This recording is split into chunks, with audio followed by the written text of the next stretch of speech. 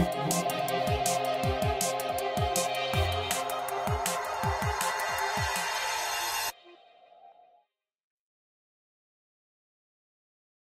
West Wight Landscape Partnership is a 3-year programme of projects that are based around the fantastic landscape and cultural heritage and built heritage of the West Wight.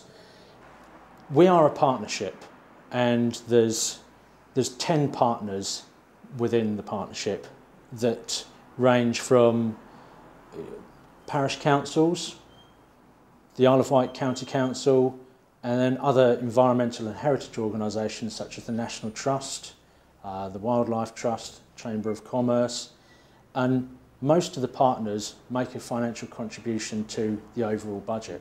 And the value of volunteer labour and in-kind contributions is a very important part of the makeup of our financial framework.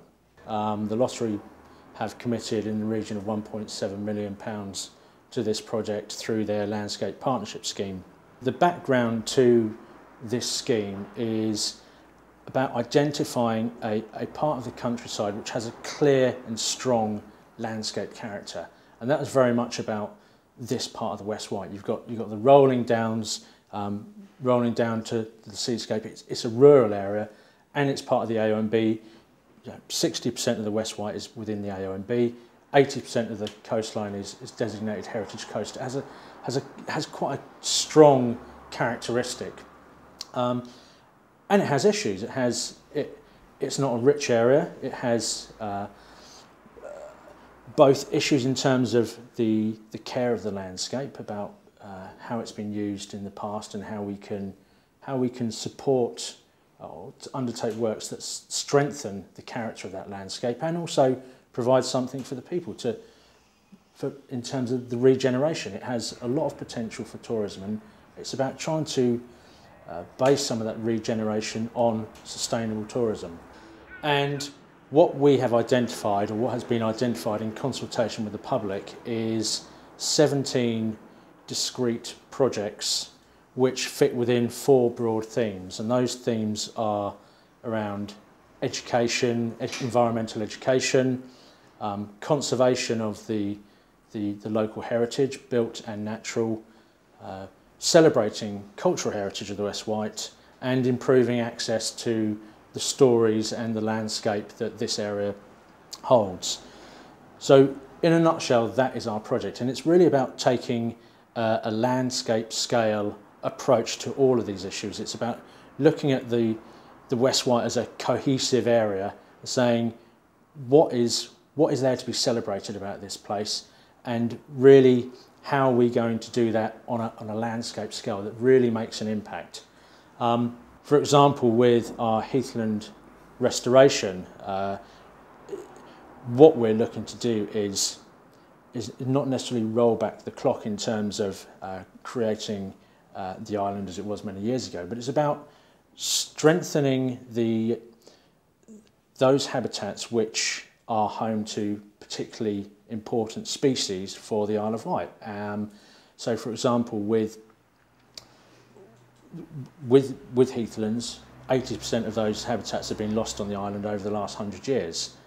We're contributing to put 20–30% of those heathlands back, which support species identified as priority species under the Biodiversity Action Plan for the island.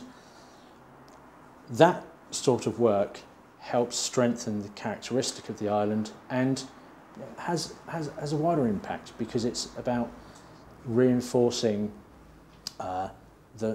what makes this place special, that it is able to accommodate and host these very important species. Education is probably arguably the most important strand of our overall scheme, because if we can't engage young people and older members of the community in understanding and appreciating what's of value on their doorstep, then we're going to struggle in the future to really ensure that they have the right approach to care about what is of value here. So why bees are important to to the farming community as well. It's about trying to establish those links, and also about encouraging people to take a conservation-led approach to looking after these habitats and these landscapes.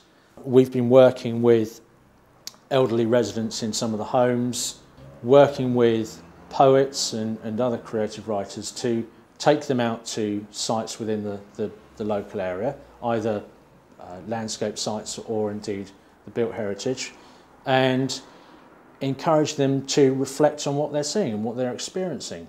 We're also creating more easy access walking routes in the area, removing stiles and replacing them with pedestrian gates to enable older members of the community and those that are less firm to be able to access the local area. So there's a number of areas we're working in to help different sections of the community.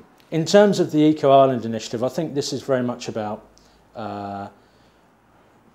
improving the quality of the environment. What we're doing is, as I say, taking a landscape scale approach to undertaking projects like heathland restoration, about improving physical access for people, and also about encouraging a thriving community, getting people to understand what is fantastic about the local area, the habitats it supports, and understanding it. Because what we're trying to do is encourage people to understand what is so special about this local area, for them to be able to look after it and care for it in the longer term. And I think that's very much reflects the ethos of Eco Island. So given your focus on the natural environment here, where do you stand on the issue of wind farms? We don't take a particular stance on the issue of wind farms. We're a non-political project, and we will let the democratic process of planning take its course. Obviously, we have an interest in sustainable uses of sustainable energy, and what we can do is help people understand what the issues are. And I think that's really where we fit in. We're not there to advocate one thing, one solution or another, but trying to encourage people to understand what the issues are is really the perspective we're coming from. You mentioned a 3-year timescale for the partnership. What happens at the end of 3 years? Good question. At the end of 3 years, what we hope to have in place is a legacy in terms of the work we've done with the local schools. So we're looking to really embed the resources that we've created for local schools in the delivery of the curriculum. What we're also doing is creating models for activities. So for example, programs of summer events, bat walks, fossil walks, activities that get family groups out and about, and